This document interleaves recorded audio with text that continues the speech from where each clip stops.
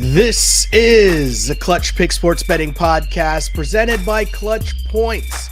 Like, follow, and subscribe. Rate us, review us, all that other fun stuff. Wherever you get your podcast, my name is Sheldon Alexander, and it is week 13 in the NFL season.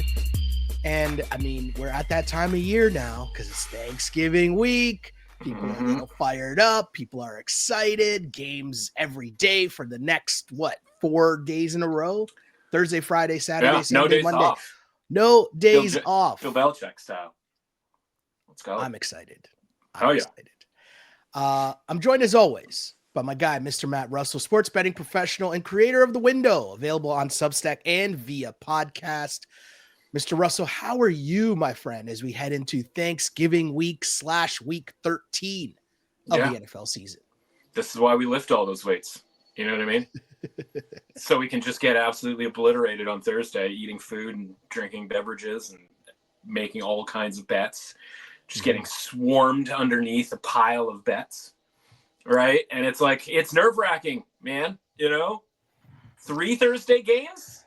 I got to be ready for 3 Thursday games and a Friday game? Like, oh, okay, I guess, We're going to fight through it, and God, I love this time of year. I love this day. I love this weekend, throw the college football stuff that's going on at the same time. Like you said, man, or like I said, no days off, right? Bill Belichick style. Let's go. Lots going on the pod. So happy to have you joining us this week to tune in to get the picks, because here's what we do on the pod. If you're new to what we do here, I'm going to give you a pick for each and every game, and Matt comes in with the information and education on where the line was, where it is, and where it could be going heading into kickoff. Then I come out on the other side with hopefully a much more informed pick. I try to play the role of the viewer, and sometimes Matt convinced me to change my pick, and other times I foolishly don't listen. But that's the joke. That's the show. That is what we do here. And I always say my goal is to win more than I lose. And we did that last week. Finally, a winning week, 8-5 week. I will gladly take that as it's been a run of just like 500, 500, just below 500, 500, just below. Like, it's just been annoying. So finally to come out with an 8-5 week, I will take that as we inch closer to where I want to be. Not quite there yet, but 88, 89, and 2 heading into week 13.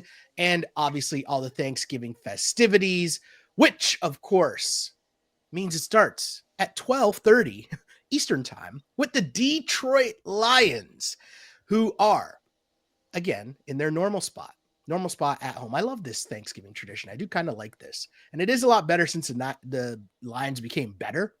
Obviously a much better way to start Thanksgiving. But this line is set at 9.5, kids. They are 9.5 point favorites against the Chicago Bears. And I'm going to be honest with you, I was about to take the Bears because I thought, this spread is way too high. I know the Lions have been smashing everyone, and I've said I've been riding the Lions to smash everyone. But then I thought, this is an odd game. Thanksgiving festivities, lots of hoopla, lots of hype, family stuff, all this stuff going on. Then I remembered what happened last year, which I'm sure you're going to get to. But the Packers came out and smashed. It was like 20-6 in the first quarter. Lions did not show up. And if I know one thing about Man Campbell, I feel like that's going to come up 1 or 2 or maybe 3 times this week in preparation for said game. Right. So all of a sudden, all those worries I had about the spread being so high magically just disappeared. I'm back on business. Lions roll. Give me the 9.5 points. I will lay said 9.5 points, pardon me.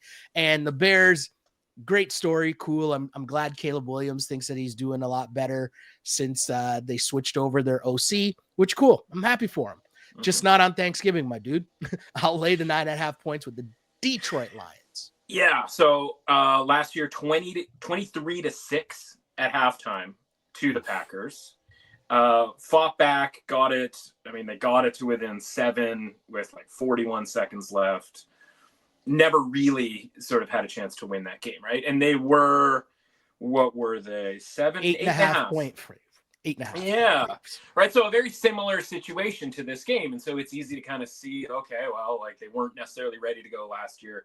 either. There was a couple of turnovers early in the game, right, that started the ball snowballing in the wrong direction for the Lions.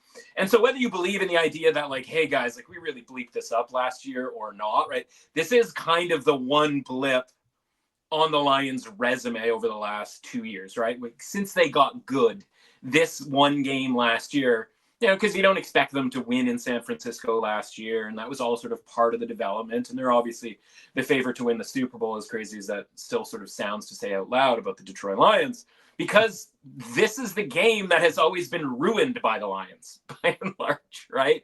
It's just like the Texans coming to town, the like whatever team coming to town, just to hammer on the Lions. And like the best case scenario we've gotten in the last 20 years has been like two bad quarterbacks, right? Where it's like Tim Boyle against like some guy on the Bears or whatever, right? Yeah. And so, you know, it's easy to look at this game and go, okay, well, the Bears are a decent team. Like, they're a competitive team. They aren't like the Jaguars or the Titans, right? They're two recent teams to play in Detroit, because Detroit's played 2 home games since September. Yeah. Since the end of September. And they absolutely wailed on both of those teams, right? And so you go, okay, well, I don't put the Bears in that category necessarily. And I think my question would be, why not?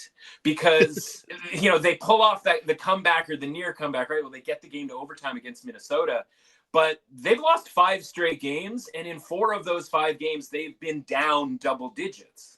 Yeah. And so it's not out of the realm of possibility that the Bears are just down double digits again in this game. And so in the idea of this line being a little bit too high, as it seems like the market thinks that it is, because this opened 10.5, the look ahead line was 11, but it opened 10.5, and we're down in some places, as you mentioned, to -9.5, where you can get the Lions -9.5 at -115. To me, this is an indicator that people are thinking that the Bears are going to put one of their better performances of the year up. And I just don't necessarily believe that, because I put it this way, right? Like, the Packers last year come in and they surprise by winning as essentially the same level of an underdog as this team. But the Packers are coached by Matt LaFleur, and I think he is just a much better coach and has a much larger chance of having his team fully prepared on a short week for this matchup than Matt Eberflus does. Yes. Right? Like, who would you trust more, right? LaFleur or Eberflus? Before we even get into like the Dan Campbell versus Eberflus situation. So, you know, it doesn't take much for the Lions to blow teams out, or at least sort of take a lead and then kind of just absolutely sort of wring their neck, if you will. There are some injury concerns with regards to the Lions, and maybe that's a factor in this line kind of dripping downwards. But, you know, the Bears got that kind of boost after firing the offensive coordinator, making a change there, deciding like, all right, we're going to do a couple of things different, right? Caleb Williams is going to get the ball out earlier. We're not going to have him back there doing Caleb Williams college style type things. We're going to move Roschon Johnson into a goal line role so that we're not screwing things up down by the goal line. But like the Vikings, from a defensive perspective, the Vikings had 7 trips to the red zone last week against the Bears. And that was like at home for Chicago. And this defense that we think, you know, of the Bears is pretty good. You know, the way I kind of think about it now in 2024 is like, your defense is good right up until the point where you play a really good offense. And obviously that's the Lions, right? So I just look at this and I go, man, whether it's a preparation, motivation, this sort of thing where the Lions have sort of said, if you're not ready to play and you're coming to our house, we're going to make you pay for it, right? We are not going to sort of let the, you know, oh, we'll take Jared Goff out after like 2.5 quarters if we're up 30 points. Like, none of that stuff is happening, right? So the idea here that the Bears have a chance to kind of backdoor this if they go down 2 scores, which again, they have gone down 2 scores to things like the Patriots and obviously the Vikings last week late, where that game's an 11-point game with a minute left. You know, there just isn't anything from the Bears here beyond kind of just being a little bit scrappy against some like okay teams at home. This is not an okay team when it comes to the Detroit Lions, and this is not at home, and this is not, as you mentioned, kind of the spot, if you will, for the Lions, who, again, have rarely played at home in the last couple of months, to play this game. And again, maybe some of the trends, right, where home teams tend to struggle in this situation because of the distractions that Thanksgiving does create with regards to family and getting tickets and all that kind of stuff. Like, all that is sort of theoretical at best, but it's true, right? Like, and again, part of that is because the Cowboys are involved. at home every Thanksgiving, right? And by the way, like the bad version of the Lions. So if you're going to take a sample size telling me that the home team's not very good on Thanksgiving, but you're going to bring me the Lions of the previous, 20 years, including last year's game, obviously that goes way against their record there, and the Cowboys being prominently involved, then like, I'm sorry, but like, the math ain't necessarily mathing when it comes to like what we think about this Lions team in this situation against this opponent, obviously a divisional opponent here. So now that we're down to like 9.5, like, I think there's more than enough value here on a line that I have projected around 11. And so even at 10.5, I was kind of like, well, if there's one side to theoretically have value, believe it or not, like I actually still kind of think it's the Lions. And so, man, this is take the favorite, hope they have a better start, and hope they just absolutely grind down the Bears, maybe force some Caleb Williams turnovers when the Bears have to trail, stuff like that. Yeah, totally. Totally one of those games where looking for the Lions to roll here. And I just believe in the fact that, as you said, it's a lot of smoke and mirrors going on with the Bears as of late. Like we might be thinking they're a little bit better or friskier than they actually have been. Yeah. Instead of like, no, bad teams just lose like that. Right. Yeah. And we always talk about with Thursday night football, it's like, okay, these teams short week, basic game plan. Like, what do you do best? What can you rely on from a basics perspective? I still don't know what that is for the Bears, right? I know what that is for the Lions. And so, yeah, man, if you're just going to rely on somebody to do like what they do, yeah, I have a lot more faith in the Lions playing up to their rating or even above it. I mean, their rating is already really high, so like they're probably not going to play above their rating necessarily. Yeah, but like I just don't believe in the Bears' ability to do that in this situation. Yeah, Lions minus 9.5 here. Speaking of teams that, not good teams, we'll say. We got the Giants at the Cowboys. And I mean, this game got even worse than what we were previewing last week. If you remember, we were talking about what the Cowboys rating was. And now the line is even more so, as the Cowboys are favored by 3.5 points. And I mean, you can see here up on the big screen here, I got Giants plus 3.5. I'm on the Giants. And it's very simple for me here. Like, how can the Cowboys are favored by 3.5 points? Like, I don't get it. As bad as the Giants might be, as bad as the Giants, Tommy DeVito looked last week, or the Giants looked last week, it wasn't good at all. Yeah. I'm still not giving the Cowboys. I'm still not leaning that much on the Cowboys because of what happened in an insane fourth quarter, or 3 minutes of a fourth quarter against the Commanders last week. The Cowboys are still not good. The Cowboys are still sucked at home all season long. And right, like, I don't know, the Giants could be better in week 2 with Mr. DeVito if he's still the starter. My point is, it doesn't matter. I'm not laying 3.5 points with Dallas Cowboys. Can't do it. I need to add that sound effect somewhere. Yeah, I mean, we've been working on that one for 5 years now. The control room is still not super locked in on it. God, I hate this game with a fervent passion of 1,000 suns. Of course. I mean, listen, if anybody's been listening to this show for 5 years now, that this is a spot that has been vexing in the past, where we've been knocked out of Circus Survivor, not once, but twice, by taking the favored Cowboys at home on Thanksgiving.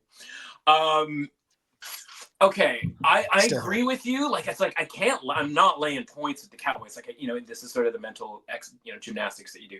Like, I can't lay points with the Cowboys on Thanksgiving, regardless of like whatever the circumstance is. I just can't shake the idea that, like, from a game plan perspective and a general like organizational philosophy, like the Giants are. I just can't shake the fact that the Giants are just trying not only not to win, but like to lose. Right. Yeah. And the decision to put it this way, right? And we talked about it, I think, a little bit last week, where they signed Drew Lock in the offseason to be the backup quarterback. And then when they get rid of Daniel Jones, they go, all right, no, forget about Drew Lock. We're going to go to Tommy DeVito. Right. And it just smacks of hey, well, the fans will like it because they like old Tommy Cutlets, and we'll lose games because we've only won 2 games and we have sort of an inside track at the first overall pick. And like, we don't really have it's not even a really situation. They flat out don't have a quarterback for next year. So like getting the number 1 pick in a year where Shadur Sanders is sitting right out there and would be a nice, sort of face of the franchise for New York for the next 15 to 20 years. Like, it's malpractice if they do win, to be completely honest, right? Like, it is organizational malpractice if the Giants win another game this season. So it's like, well, I don't want to lay points at the Cowboys, but I also don't think the Giants are trying to win this game. So at that point, I'm essentially kind of my belief, if you will, my belief system here is that the Cowboys win this game by like 1, 2, or 3 points. And that's like a really hard, needle to thread here when I have these two sort of core beliefs. So I'm probably looking to the total in this game from a best bet perspective. But I will sort of say, like, you can try to lose organizationally. You can try to lose from a game plan perspective, right? You can just run the ball first and second down, throw on third down, and essentially put your players in like the worst position to succeed instead of the best position to succeed. And the problem is the Cowboys are such that like the Giants might just vanilla it up, not do anything special to attempt to win the game, and still find themselves in a close game. Because that's just where the Cowboys are at.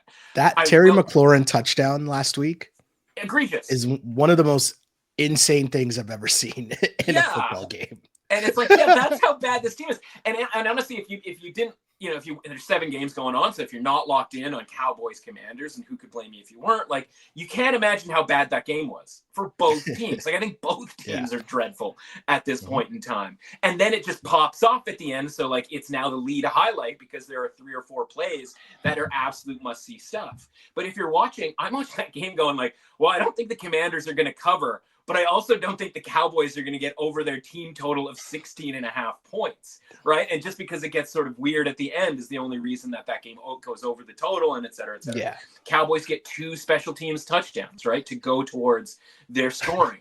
So, like, what are you supposed to do, right, with regards to either of these teams? I will say, though, like, as you mentioned, right, the second game and the third game, and like, it's only going to theoretically get better for Tommy DeVito, and it got better from the first half to the second half. Now, again, part of that might be because the Buccaneers are maybe not super locked in, having basically a 20-point lead at halftime in that game. So you go, okay, like a second game, and even last year, right? Like DeVito comes in again with the Giants against the Raiders. He's awful, in relief. Then the next game, he's not particularly good, and then they go on this little sort of winning streak in a season where they probably should have been trying to lose those games too. So, like, I don't know that even the Giants can execute failure the way that they want to. And by the way, if DeVito can't play, or like he's out early in this game because of potential, he's talking about how he's banged up and his forearm is sore or whatever. And it's like, we all would be, man, if we just played in our first NFL game this season. And the problem is, like, if he misses, some of the game or whatever, gets knocked out early, it's like, I think the backup quarterback is better, right? And then so, like, if you think Drew Lock isn't going to be out there telling Malik Neighbors to go deep and let's get crazy, like, that seems like a Drew Lock thing to me. So I just look at this going like, first of all, it'd be nice with all of the garbage that's gone on with this game and the potential of this game. Not that it had this high potential in the first place, but just the fact that we've got these quarterbacks involved.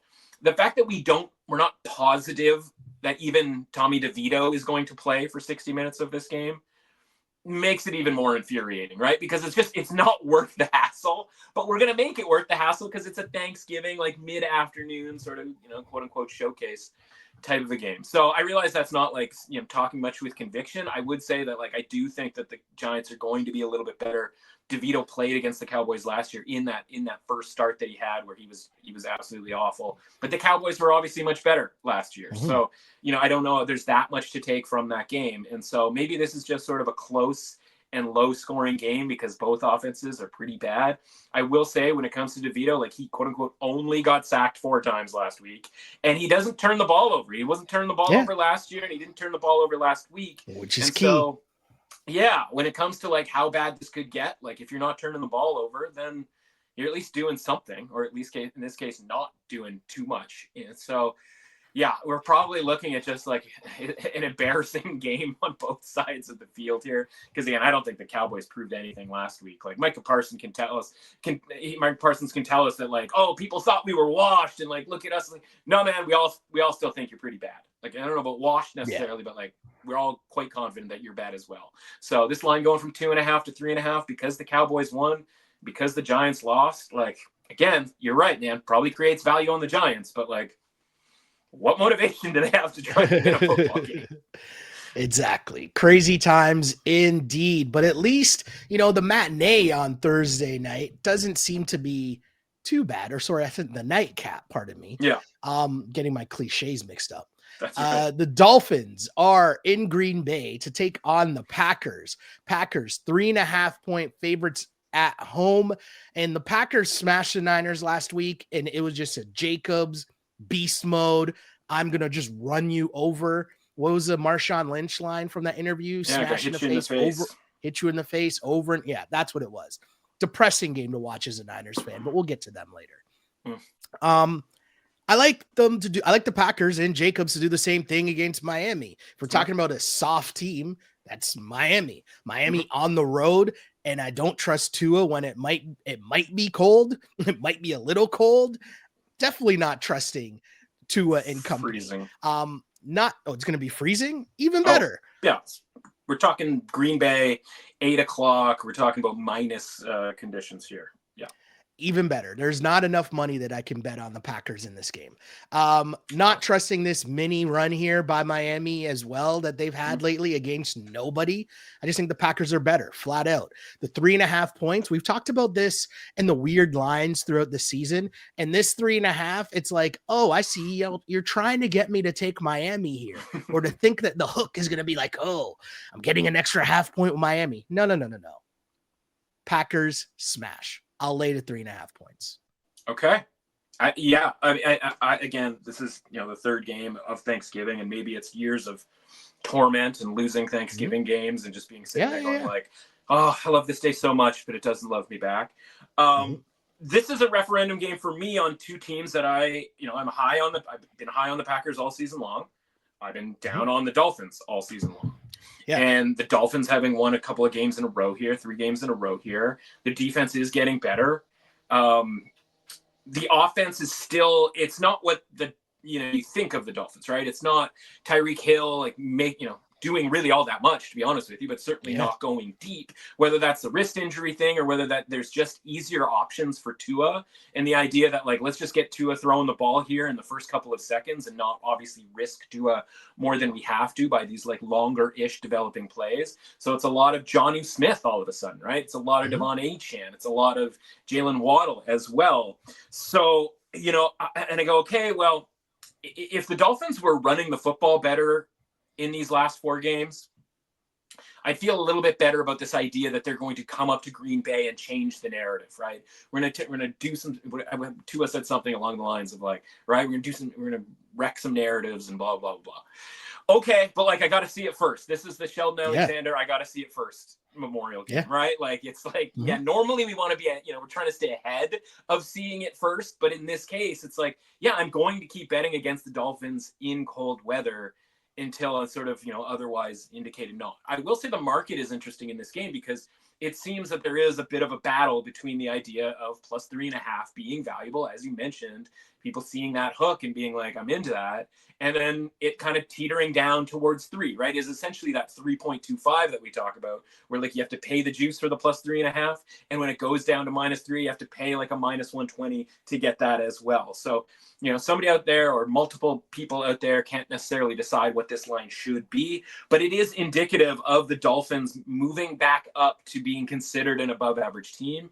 And like you mentioned, right, is that valid because they beat, the Rams and, we watched that game on Monday Night Football and it's I don't really think either of those teams played particularly well in that game, right? The Dolphins didn't have much in the way of actual yardage in that game. And then they go and they get the Raiders and the Patriots at home and, and wasn't that convincing against the Raiders and certainly was more convincing against the Patriots. Give them, I suppose, credit for that. And so I just go all right, if you're going to bump the Dolphins up, to this sort of above average team, people are talking about the idea well, maybe they could make a run at the playoffs, et cetera, et cetera.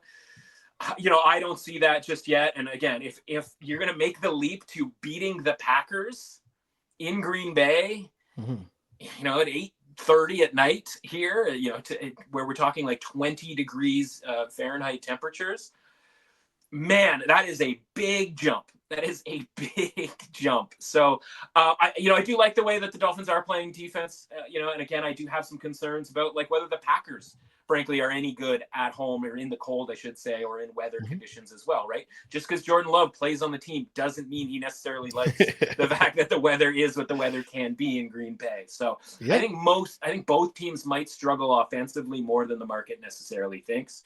But when it comes to the point spread, yeah, like I would have to lean to the side of the team that I've thought highly of all season long relative to the market, and against a team that I have thought less than highly of, lowly of over the course of this season.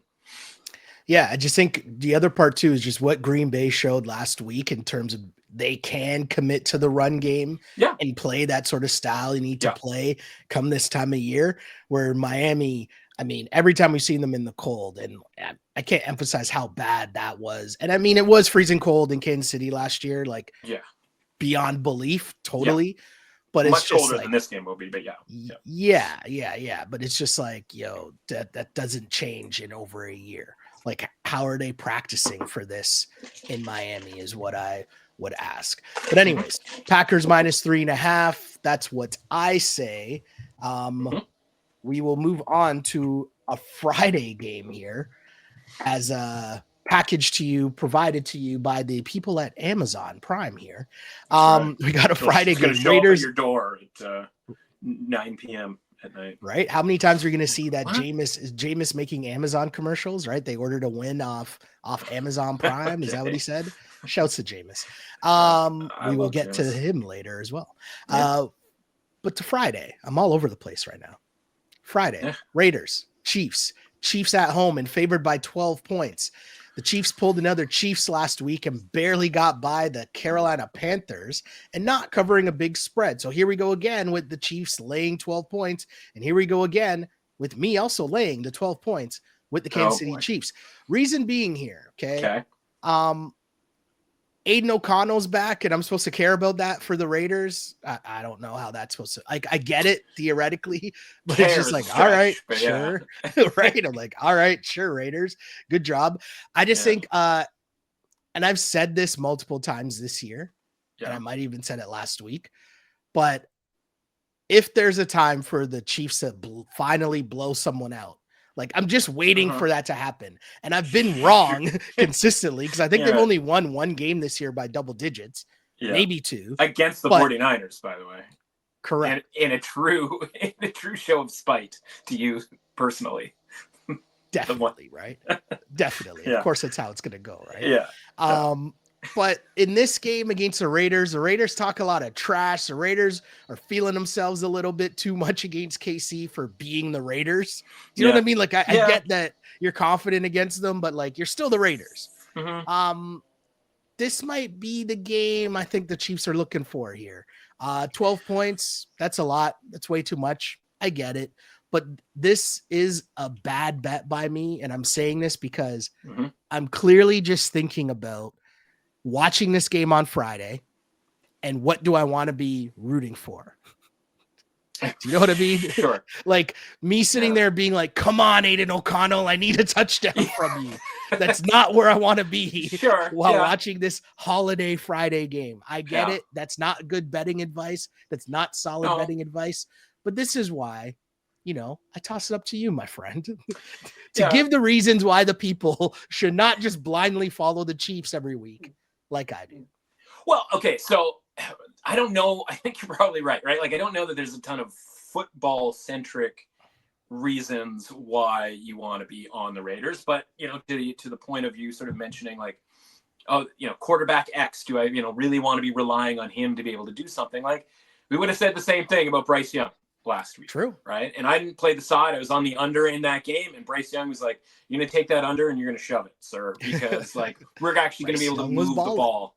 Yeah. You're going to move the ball against the Chiefs defense at home. And you okay. Kudos to you, sir. Pretty good. So I have to kind of just go, all right, this is the Chiefs. This is the Chiefs laying a big number. And that has proven to be sort of a bad, idea all season long, going back a few years as well. And so, I kind of want to play around with the idea of like what the Chiefs are relative to the point spread from a rating perspective, right? Because we go in and because they win all the games, literally winning the games is the most important thing to the Chiefs and to, football in general. Problem is they have a disconnect between winning the football game and covering the point spread that they honestly don't care about, right? And why would you, right? You're going to win the division easily. You're going to maybe get the 1 seed in the AFC, and you're going to have home field advantage throughout the playoffs. And you might not cover any of those games either, and just be like, yeah, we're just in the Super Bowl and we win the Super Bowl and that's it. And it's like, yeah, cool. And then they'll be favored by 10 points in a bunch of games next year, and they won't cover those games either. And so I go, all right, so like their rating relative to the rest of the league for winning games is top 5, top 3, whatever. You can even say top 1 if you really want to get into it. Mm-hmm. But from a point spread perspective, what is their actual like rating here? And they are over their last 5 against the spreads. Right? And so I go, okay, well, how do we, the whole point of the point spread is that it's sort of like, everybody should basically be 50-50 at the end of the season, right? Everybody should be around 500 against the spread, or the market was just incorrect, right? And you'll have at the end of the season, some teams are 12-5 against the spread. Other teams are 5-12 against the spread, right? Like the Chiefs are headed for being one of those teams that is going to be like 6-11, 5-12 against the spread. So you go, all right, we know that they've been rated sort of in the high 60s, mid 60s all season long, and that hasn't done them any good from a point spread perspective. So what if we retroactively change that rating and we just said, all right, the Chiefs are an average team. Okay. 50 out of 100. And we go back and we reestablish those point spreads over the last 5 games, right? And we go to see what their record would be. So 5 games ago, they played the Las Vegas Raiders in Vegas. And if they were considered an average team in that game, they would be 5-point favorites on the road against Vegas. They won that game by 7. All of a sudden, right? A non-cover becomes a cover by a couple of points, right? And backdoor Raider, doesn't end up happening or doesn't sort of affect everybody and, yada, yada, yada. Kansas City then goes and they play Tampa Bay, right? If they were rated as an average team at home against the Buccaneers, right, a slightly below average team in the marketplace, the Chiefs would be -3.5 in that game. They cover that game, but only because it goes to overtime and they get a touchdown in overtime, not a field goal, and only because Todd Bowles doesn't go for 2, because if he goes for 2, regardless of how that goes, the Buccaneers are going to cover the spread. Right? So now we're 2 games in on this little exercise that we've done, and we're right on the precipice of like 50-50. Are they going to cover? Are they not going to cover? Next game, they play Denver, right? If they were rated as an average team to the current rating of Denver, by the way, which is now above average because of how Denver's played, Kansas City would be -1.5 in that game. Yeah. They win, they cover by 2 points, but as you know, it came down to a missed 35-yard field goal, or a blocked 35-yard field goal, right? So again, right on the precipice of 50-50. So instead of it being, Broncos covered by a mile because the Chiefs were favored by over 7, it's now, could go either way, which again is the whole point, the whole structure of point spreads, et cetera, et cetera. Next week, they go to Buffalo. If they are an average team going to Buffalo, guess what the point spread was, would have been in that game? Well, let's see. Let's see if you can do it. No. Well, what was the spread? The spread was Buffalo -2? 2.5. 2.5. So it's at least going to be a touchdown, no? Yeah, 6.5. Boom. Right? And they don't cover, but it's a very 50-50 sort of situation because Josh Allen, they go for it on 4th down. They get the touchdown to go from being down 3 or up 3 to up 9, et cetera, et cetera. Right? It's right there. Right? But because the Chiefs were, 2.5-point underdogs, if that game just ends 3, the Chiefs still don't cover, right? So it's like the difference, it's taking away that 50-50 element and now making it, sort of drastically on the side of the opponent of the Chiefs. And then, of course, last week you get Carolina. You go to Carolina. You're 11-point favorites. I think it closed 10.5, something along those lines.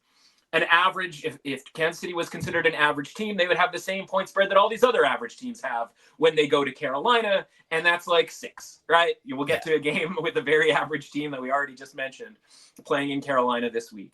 And they don't cover that game either because the Chiefs end up winning by 3. So you've got, if you had just considered the Chiefs average, if the whole market had just said the Chiefs are an average team when it comes to point spread covering, they would have, what did I say there? 3 covers and like 2 of them right on the brink of like kind of got lucky in circumstance, whatever the Buccaneers thing, and obviously the field goal thing with regards there. So, how much more do we have to sort of see to kind of acknowledge that from a point spread perspective?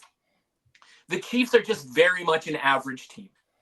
Correct. They are very good at winning football games, but unless we're talking about a 2 or 1 point spread, like that's not really what we're asking anybody to do here. So if the point spread, or if the Chiefs were considered an average team in this game, in the same way that we theoretically just did it for the last 5 games, what would the point spread for this game be? It would be Chiefs -8. Right? Yeah. And so, again, if you're just playing the Chiefs like they have been, played, at their level of the last 5 games, the line should be 8 and you're getting 4 points of value.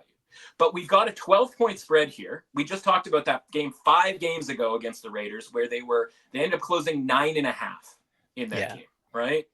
So you take 9.5, you take 1.5 points off for home field advantage going to neutral, and then another 1.5 points off, right? You go from 9.5 to what? 12.5. Yeah. Right? So it's essentially, it's been 5 games. The Chiefs have not covered any of those games. And the line hasn't changed, right? Only the location has changed for this game.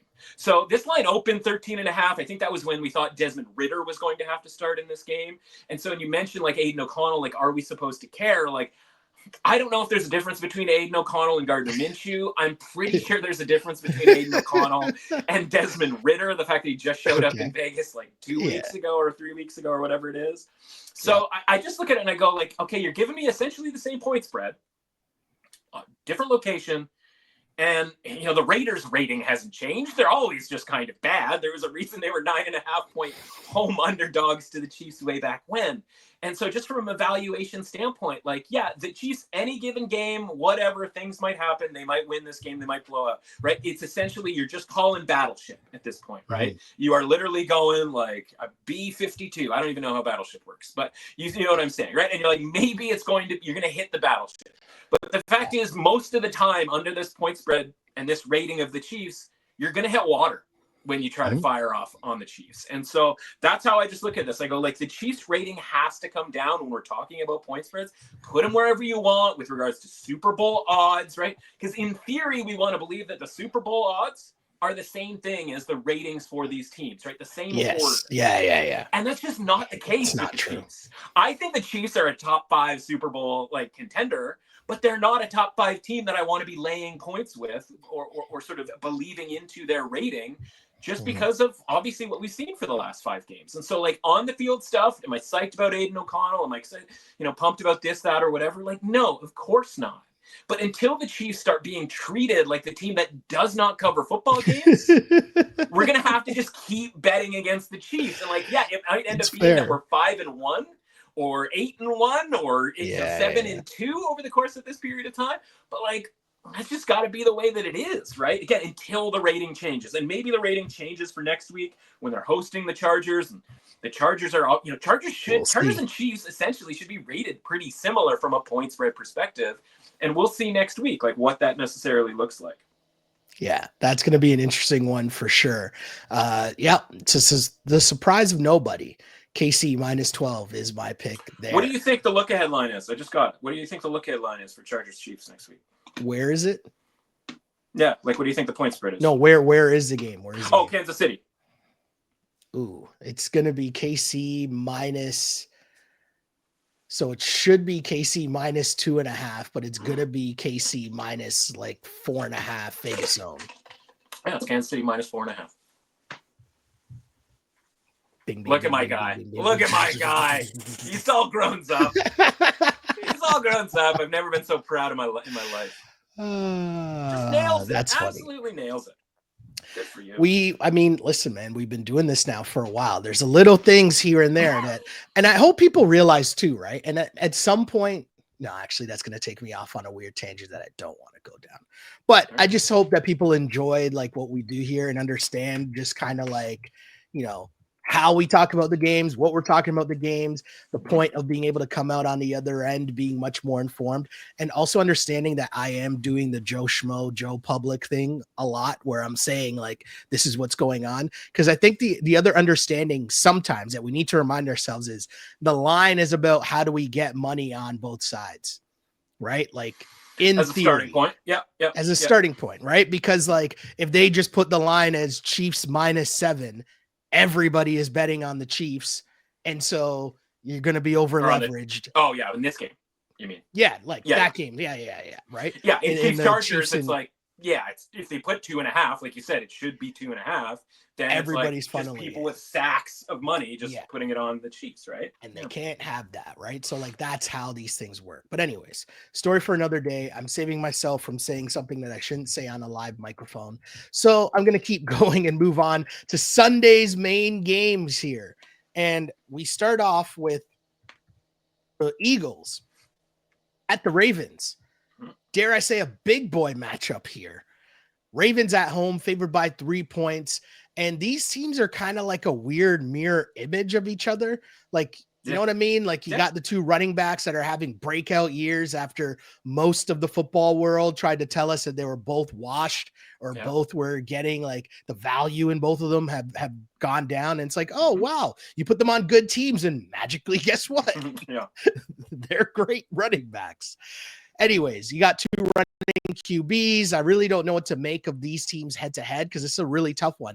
I feel like the Ravens are better, but I don't know if that's just my Sirianni shade, right? Like my Harbaugh versus Sirianni shade. Like, I don't know if that's what it is. I feel as if the Ravens are better, but at the same time, I feel like they're so close. I give myself a personal, I have to add something to the Eagles because I know that I just hate on Sirianni, so I have to like always check myself every week. Yeah. So I'm like, of course I feel like I should take the points here.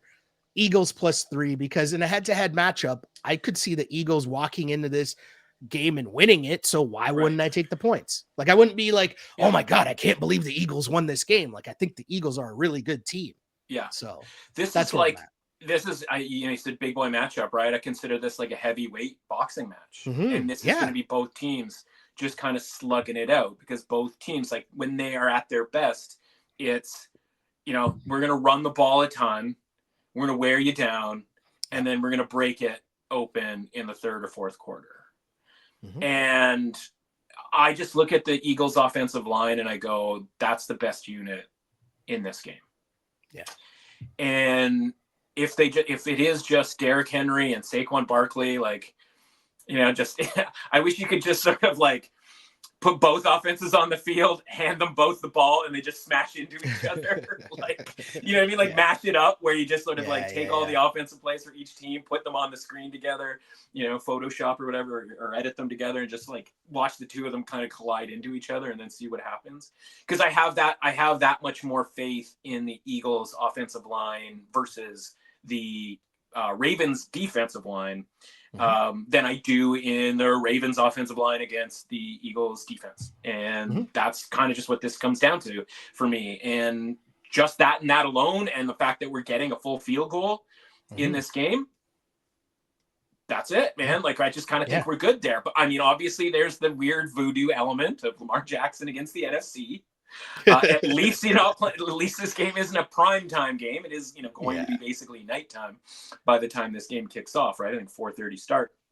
So again, I don't know what the voodoo is with regards to Lamar. How many of those NFC games were going against a team with just 2 losses?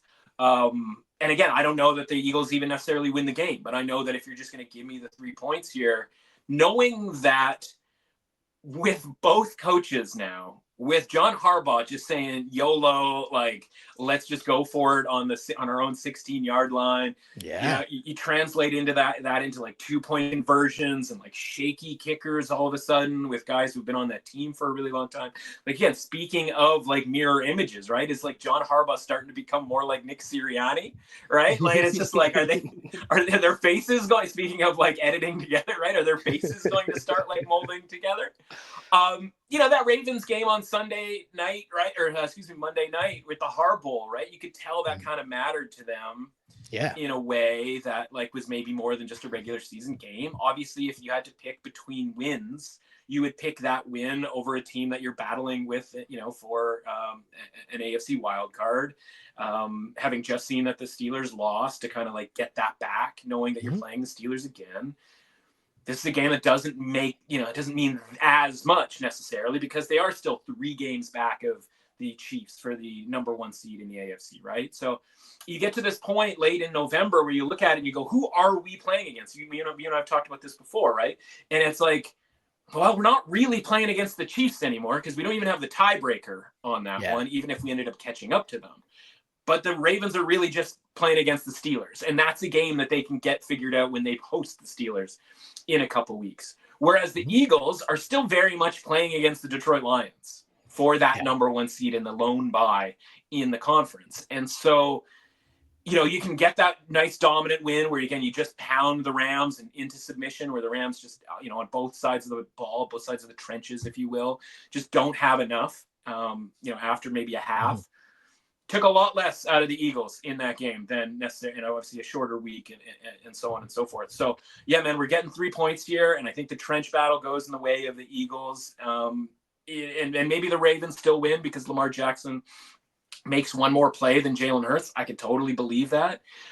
This is just a more important game to the Eagles than it is to the Ravens at this point. And I think that's, maybe the difference maker in this game, as I just sort of scan ahead to look at the schedule. And the Ravens they're on their bye week next week, right? They are one of the next sort of 6 teams to go on their bye week, whereas Philadelphia has Carolina at home. Right. So like if I'm the Ravens, I'm like, all right, like I'd love to win this game, but we got our week off next week. And then we get Pittsburgh coming down the pipe here. And that's going to be the difference maker on sort of their playoff route. Whereas like this kind of needs to be an all-in game for the Ravens. And we're getting +3 with the all-in, side here. So I like that. No, definitely a good matchup, a big boy matchup to be tuned into for sure. The one thing that stuck in my head that made me laugh from the Eagles win over the Rams was after the game, as the coaches walked to midfield to shake hands, and Sirianni shakes McVay's hand, and then Big Dom decides that he shakes his hand too. And I'm just like, wait, what? I was like, is that a thing that normally happens? I laughed the security guy. Unbelievable. Right? I'm like, this is why I hate the Eagles. Whatever. Yeah. It's just like, imagine having the like self-importance, that feeling of self-importance, right? That you felt like you need to get a handshake in with Sean McVay there. I was dying. He I was must like, be an all-world dude. Like, the only way that that's acceptable is if, like, somehow every person in the league absolutely loves this guy, because I was just insane stuff. Truly absolute insane behavior, right? I'm like, this is the stuff I need to remind myself of, right? Where I'm just like, I'm on the Ravens, but I'm like, no, this is just my hate for the Eagles. The Eagles are playing well. Disregard all that other stuff. That's right. Disregard the sheer lunacy that's going on. I'm glad you noticed that too, because I was God, I blacked that out, but I audibly gasped when I saw that. And my wife was just like, who's that guy? And I was just like, babe, like, we do not have the time to get into it. It's like, where do you begin? This is Big Dom. I'm like, we live together, right? And I'm like, we still don't have the time. And nor would I even know where to start when it comes to Big Dom. So good. Outrageous stuff. We'll move on to the Steelers. Another pretty big game. The Steelers at the Bengals. Bengals at home, coming off the bye and laying 3 points at home against the Steelers team off a mini bye, essentially, after their loss to Cleveland on Thursday Night Football. We talked about that Steelers Browns game last week, and just the way the chips were falling, that the Steelers were going to lose that game. And boy, did they lose that game. Jameis doing his thing in the snow. We'll get to Jameis later on here. But I'll say this. My lean was to just take the AFC North team that is the underdog and is getting 3 points. That's where I started here. And while I was sitting here thinking about it, I changed my pick. I talked myself into taking Cincy just because I feel like Cincinnati coming off the bye, especially, you know, they've been talking week in, week out about we got to go. It's go time. It's go time. It's go time. We need to win, all that fun stuff. Now you're coming off the bye. We know that they've been better since their offense has become fully healthy in terms of just having Higgins and Chase. And I just think no matter what, they're going to put up points. And I don't know if I can say the same for the Steelers. Steelers defense is great, but I feel like no matter what, the Bengals will put up points. And I also just think the Steelers need to come back down a little bit here. Like, they're a great start standings wise, and them being atop the division. Like, that's not how this is going to end. So if they're going to lose games, they'll lose here to the Bengals on the road. Bengals -3.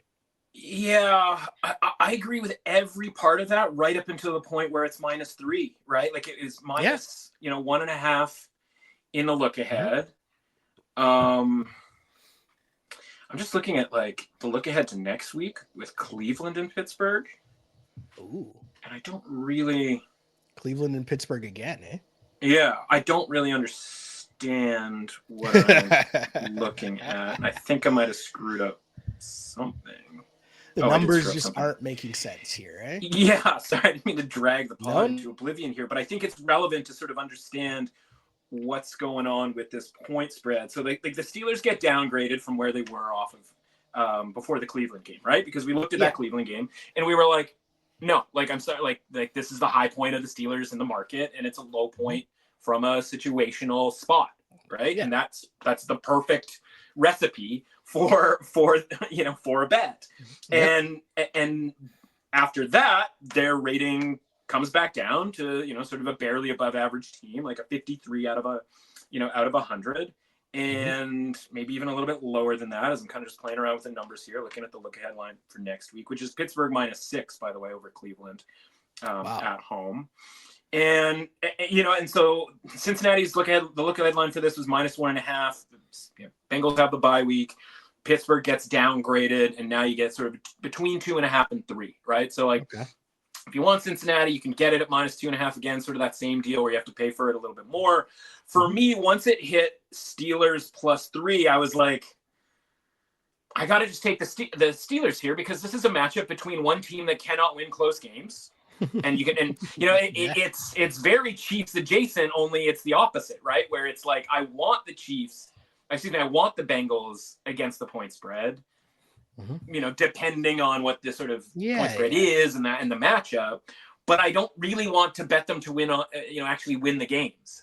And then you have the Steelers, who are like, well, I don't really think they're a top 5 or even really 10, maybe 10 team in the league from a point spread perspective. But like, if we're asking a team to like win a game or like grind things down to the point where it's a close game late, the Steelers are like a top 5 team in that department, right? And so if you're going to give me 3 points, like, the Bengals might, first of all, if they win and cover this game, like, it's not sort of by definition not a close game. They could win by 4 or 5 or whatever, right? Like, they have a better chance at winning by 10 than the Steelers do. But, again, you get, sure, the Bengals had a bye week, but the Steelers had a mini bye. They have the Mike Tomlin awful loss as an underdog. Like, we're checking off all the boxes for the Steelers in that like Mike Tomlin thing that didn't exist when they were going on the road short week against the Browns. So like I feel obligated to just take the Steelers +3. I got you, because I know what the Bengals do, right? And it's bum everybody out, and it's put up big fantasy numbers and get people excited. But like, I don't know what the run game is going to do here for the Bengals. And so then it is going to be Joe Burrow drops back to pass, 40 times. And that means TJ Watt and company get to rush the passer sort of with reckless abandon. And it's like, none of that seems like a really good recipe for the Bengals, even if I'm clinging to the idea that the Bengals are, a 56 out of 100, which has sort of been their rating all season long, regardless of anything that's happened, whether they win or lose these games. And again, that's kind of my point. Whereas from a point spread perspective, you just keep the Bengals rating where the Bengals rating is. But when it comes to actually winning games and being in a matchup where they are now favored to win a game, and you just get 3 points if you take the Steelers, I have to just take the Steelers, right? Because they aren't being rated the same way they were against the Browns. They are not being quite literally overrated. And again, it's just kind of a rough scene here for the Bengals and the idea that they're just going to start like winning games. Like this looks to me a lot like the Eagles game in Cincinnati, where it all feels like Cincinnati should like finally come through and win an actual difficult matchup. And then they just get out there and they just get absolutely waxed because the other team is just way tougher than they are. And so I don't know if a waxing is necessarily in order here from the Steelers, but like if you're going to give me 3 points, like, all right, again, maybe Cincinnati wins this game by a point or two. I still win the bet, right? Yeah. And again, like that's still to me asking a lot of a Bengals team that just hasn't won football games all season long. Almost had me very, Could very get close. you, eh? Okay. Very, very close. Very, very Mike close. Tomlin, But we shall see. You're gonna rue Mike Tomlin's face. He's gonna be out there. Yeah, making faces. True. We'll be close. We'll be close. We move on though to the Chargers, who are 2.5-point favorites on the road against the Falcons. Falcons coming off a bye week, as mentioned. Lots of bye weeks last week here. And now the Chargers on a short week. Yeah. Interesting. Yeah. I said a couple weeks ago, I feel like this should be illegal. But anyways, the rules tell me here that I should be on the dogs just because of that, right? I'm getting home dogs and you're off a bye week. But shouldn't this be the best version of the Falcons if that exists? But what exactly does the best version of the Falcons mean? That's right. Is my question. And it's really a good sort of bring up because when we talk about the best version of Team X, right? We're saying the best version, but it doesn't even mean like good with some of these teams, right? Like what's the best version of the Panthers, right? We probably got the best version of the Panthers last week and it was still like not all that great, right? And so I think you're right with the Falcons who obviously like, you know, how do you go into your bye week? Getting trounced by Denver? I'd like to think there's like something, you know, like we got to get some gumption here. The question for the, in Falcons games is, one, can they get pressure on the opposing quarterback? The answer is almost always no. And two, can they keep pressure off of Kirk Cousins? And against this Chargers team, I think they can, right? And like the Chargers, again, like the defense, it all sounds like it's a good idea. And then you watch them play good offenses in the Bengals and the Ravens. And it's like, well, they're not, the whole like, oh, they haven't given up 20 points to an opposing team all season long. And it's like, yeah, they haven't played the Bengals or the Ravens yet. And then all of a sudden it's like mid-20s, 30s, and so on and so forth against a good offense. Do the Falcons at home sort of constitute a good offense? I would say like, yeah, probably. Yeah. And so, they're coming off a bye, they're coming off getting, trucked by the Broncos. And I'm trying to figure out how to get to this point spread because you mentioned obviously 2.5-point favorites the Chargers are. They just had these two big home games, primetime games. They showed that like outside of the first half against the Bengals, it's again, we might be a year away from really having to deal with the Chargers. And that's totally fine, by the way, right? Because obviously the talent needs to be upgraded. J.K. Dobbins, our sweet boy, our sweet comeback player of the year, gets hurt. He looks like it's just a mild sprain. We're hoping he comes back for the Chiefs game in 2 weeks, which again, what's the more important game, right? This game against the Falcons or the next week's game against the Chiefs? Like if you had to pick one, which one would you pick? And so, I think he misses that game, which now means like Gus Edwards is your main running back. Well, Gus Edwards is not as good as J.K. Dobbins. He was not as good when they were Ravens, and everybody wanted Dobbins to be that guy. Unfortunately, he kept getting injured, and Jim Harbaugh thought so much of him that he brought both of them to the Chargers. But, obviously Dobbins is the much better player. So you're taking out something that the Chargers do really well, right? And that's use the running backs and use the run game, et cetera, et cetera. So meanwhile, the Chargers just lost that game on Monday. They are on a short week. The Falcons have already seen their rating go down because of that loss to the Broncos. And yet the point spread has gone from 1.5 to 2.5 in favor of the Chargers, right? So like the Falcons didn't do anything last week to earn a further downgrade, which by the way, we already have them at 46 out of 100, right? Which is the low point of their rating, as you know. Like, they've been pretty tight. It's been kind of between 45 and 55. Maybe when things get a little loose and people start really talking up the Falcons, it might dip into the high 50s, but every time that's happened, it's been a bad idea. So, like, they have a pretty consistent sort of middle of the pack type rating here. The Chargers rating has gone up from last week, and I don't think that that's A, fair, or B, something that they're going to be able to play to going on the road across the country on a short week against a team with far more rest, and maybe not able to do the stuff that bothers the Falcons the way that teams like the Broncos were able to do, or the Seahawks were able to do, because, you know, the Seahawks have more offensive weapons than the Chargers do. Like, Quentin Johnson can't catch a pass. Right. Yeah. Like, the guy is an absolute Section 8 or whatever it's called. Right. Like, it's just a mental, fiasco with him right now. And so you're just running out there with Ladd McConkey, Gus Edwards, and like some dudes who aren't, necessarily all that capable.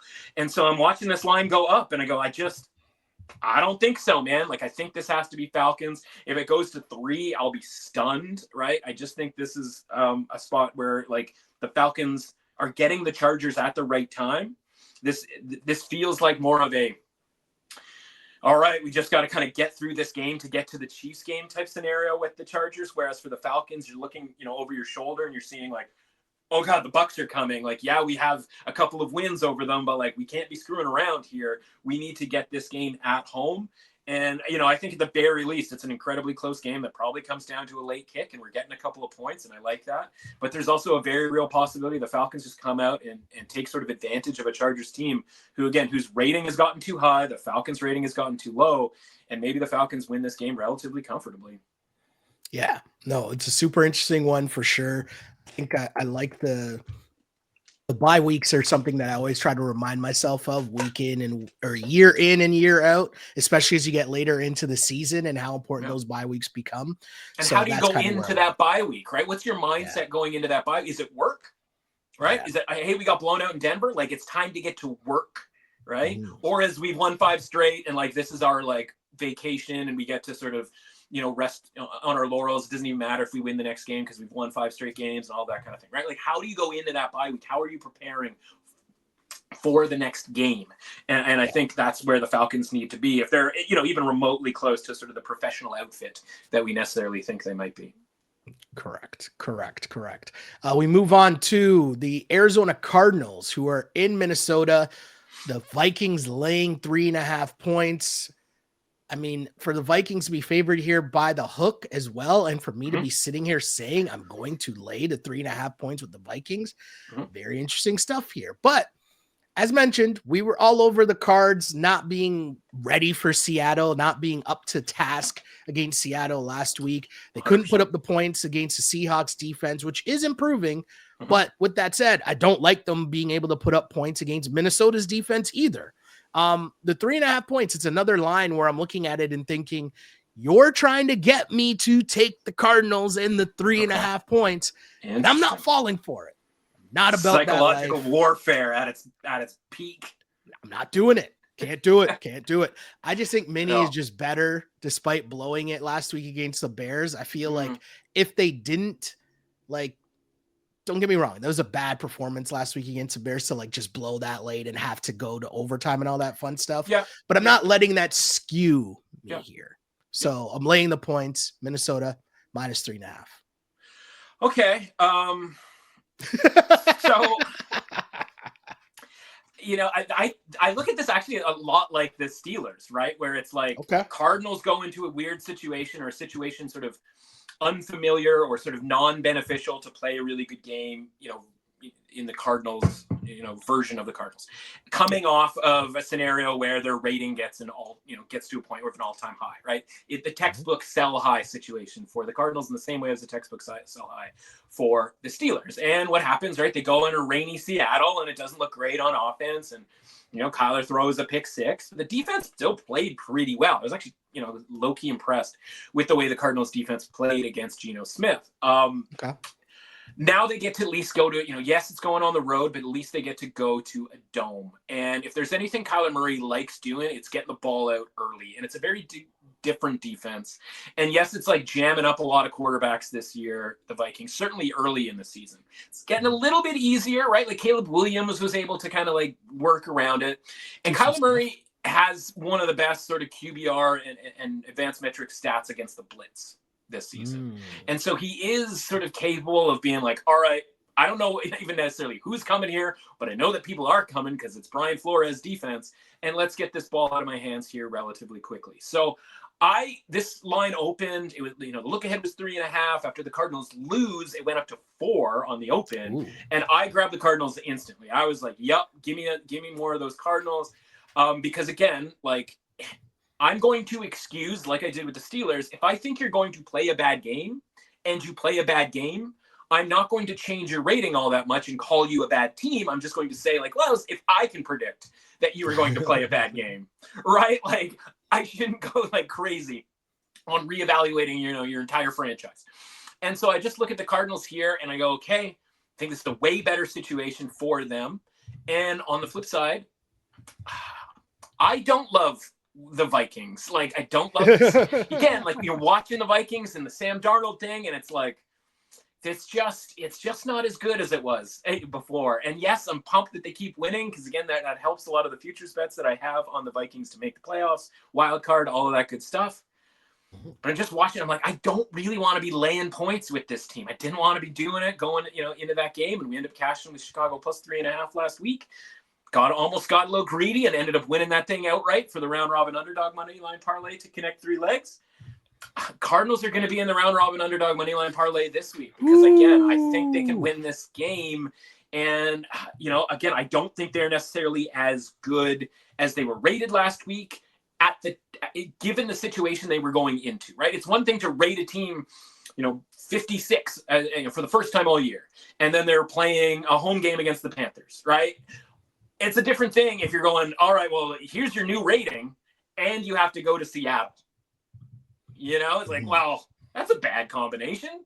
Here's your new rating, Pittsburgh. Now you have to go on a short week to Cleveland. Well, I don't want to do that with my new, with my new clothes. I can get my new clothes all muddy. It's like, yeah, I know, man. It's a bad scene for you. So, again, I just look at this going like, all right, it's not ideal. They're not playing at home and sort of, whatever. But I think that they can kind of match what the Vikings want to do, both on offense and defense. It's a very tough one. You got me there. You got me. It's not like it's gone from 3 to 3.5. It's gone from 4 down to 3.5. Even some sort of, some tippy toes onto 3, I think, here. Let me just sort of look. You got me. Yeah. You got me. Pick has been switched. The switch has occurred. We are going with the Arizona Cardinals. I think overall, it's just there isn't much convincing needed in terms of the Vikings. It's not like the Vikings have just been world beaters as of late. They're getting by. And so if that's the case, getting by. Okay. You got me there. I can admit when I'm just swayed. Okay. We will keep it moving though. I'll go to the Indianapolis Colts as 2.5 point favorites on the road versus, and I'm just going to say versus for right now, because that is where I pause to say I'm automatically taking the home team. Okay. I'm half joking here. I'm on the Patriots. I'm on the Patriots plus 2.5. The Colts got run over by the Lions. Cool. That happens. I get it. The Pats got dominated by the Dolphins, and not sure I like that, but ultimately I'm not ready to just like say the Colts can go on the road and win by a number. If they win, cool, more power to them. But I'm going to take the points with the home dog versus anyone. I think Drake May has proven that he is better than just anyone. I hope the people that listen to this pod actually get that part of the bit too, where I'm like, I can't lay this number versus anyone. Anyways, that's just where I'm at here. Patriots, I feel like there's enough stuff there for the Patriots to just be able to keep it cute. And at home, I think they play better as well. Whether, like, I know their record might not show it, but I'm saying like they just show up better at home. I'll take the 2.5 points that you're giving me with the Patriots here. Do you think there's 6.5 points difference between the Patriots and the Jets? No. Neither do I. 2 weeks ago, the Colts were on the road against the Jets, and the Jets were -4. Yeah. in this game, right? Or like in that game. And the Colts win the game. And so you go, well, like the Jets are overrated. You've been saying that all season long. And we'll get to the Jets and the change in their rating. They're next. Since that game 2 weeks ago, since literally the last game that they played was against the Colts. But like it required the Colts to like make a comeback because, you know, the Jets were actually in the lead in that game and covering the number, right? And the Colts exercised that and they did it. And like, you know, cap tip to them and all that sort of thing. But the reality is, whether it's because the Jets are overrated, you know, there isn't a 6.5 point difference. And so this line creeping up to 3, touching 3, where you can get, you know, Patriots +3 at -115, or at least you could earlier in the week. I'm just kind of like looking at it now. Okay. I mean, there's the -120 out there for Patriots +3. It's just like, no, and again, like I may just lose everything all season long, just betting on the Patriots here in some of these home underdog type spots or over a touchdown type spots. Because I'll be honest, that game was egregious last week against the Dolphins. Like that was disgusting. I mean, they were just terrible in that game. Yeah. So maybe it is just Patriots at home only, or Patriots against like certifiably bad teams only, and whatnot. But however you want to sort of frame it, like that's what the Colts are, right? They are sort of a bad team. They are not at home. And again, they are, you know, they do have a quarterback who is still, you know, by and large, just trying to figure this thing out one game at a time here. And you're going to lay, you know, in some spots a full field goal with this Colts team. Like, I don't think so. I don't think so, man. I don't think the Colts defense is particularly difficult to prepare for, right? This is the Gus Bradley cover 3 zone defense, whatever. Like you can prepare for this. And again, I still think the Patriots have enough sort of mediocre options that they're going to be able to, you know, Drake May is going to be able to find the right guys at the right time to be able to keep this game close and maybe even win this game outright. But yeah, I mean, fundamentally, it just comes down to like, from a value perspective, like how do we ever get to 3 without grossly overrating the Colts or, you know, grossly underrating the Patriots? And I can see why you might grossly underrate the Patriots based on the game that we just watched last week and the fact that they didn't cover the week before against the Rams. But like the Colts aren't going to be able to do the same thing that the Rams did to the Patriots, which is, you know, take their best receivers, put them in good spots, single coverage, you know, et cetera, and be able to beat them. And that's just not what the Colts do. And so, yeah, this is a spot for the Patriots to have some success. Right there with you, my dude. You mentioned the Jets, and we will move on to the Jets, who are coming off the bye week. And what an eventful bye week it was for them. But they're hosting the Seattle Seahawks here. And I just noticed the spread here is Seahawks -2. Seahawks on the road laying 2 points. I am on said Seahawks laying said 2 points. This is a tough one for me here, right? Because Seattle won a huge divisional game last week, and normally I'd want to roll with, as we've discussed earlier on this pod, I'd want to roll with the home team coming off a bye, getting points. Yeah. But as mentioned, what a bye week it was for the Jets. Just story after story after story being leaked. Is Aaron Rodgers going to play? Is he hurt? Is he healthy? Is he coming back next year? Is he coming back next year, but to another team? Just all this chaos going on with this team here that I can't. I don't know how productive their bye week was, right? Or how productive their bye week could be. What have you guys been up to during your bye week? Seattle clearly better. I just think I'm going to lay the points with Seattle here at less than a field goal on the road. So if we've spent the entire season petitioning the universe from a betting perspective, from a market rating perspective, from a whatever perspective, our loan, or at least the top of our petition, the bill, if you will, BNYJ, 8 or 12 or whatever number Aaron Rodgers is. That petition would be that the Jets are overrated and the Jets rating needs to come down. And this is outrageous. Like, who still thinks this team is an above average team? And like, blah, blah, blah, blah. Well, we got news this week that our petition was granted, accepted, and put forth through the appropriate channels so that now the Jets have hit their all-time rating bottom here, which is 40 out of 100 as an estimation. Yep. And that's how we get to the Seahawks, who, again, were, basically pick them with the Cardinals at home last week. That's how the Seahawks are now 2-point favorites on the road. because their rating has also gone up, right? They are now, if our sub petition said that, hey, the Seahawks aren't bad, they're actually pretty decent, like they're an above average team, they could win the division, all of that sort of thing. So they're up in the Rams category, the Dolphins category, and the Broncos category as an above average team. It is, for better or for worse, or rightly or wrongly, the highest they have been rated all season long. Again, part of that is the defense has, drastically changed. They have gotten healthier on the defensive line. They are literally making trades midseason to get rid of guys that don't fit and add guys who they think do. And like that has all worked out. They have their corners are healthy. All of that stuff is good. The offensive line, right? Abraham Lucas back. He's, sort of certifying the offensive line in a way that's helping Geno Smith even more. Plenty of reason to like the Seahawks. You're not going to get me to bet on the Jets. But it's my obligation to tell you that the thing that we didn't like about the Jets, their absurdly high rating for their play on the field, is no longer a barrier to betting on them. It is no longer a path to betting against them, right? Because the rating is poor.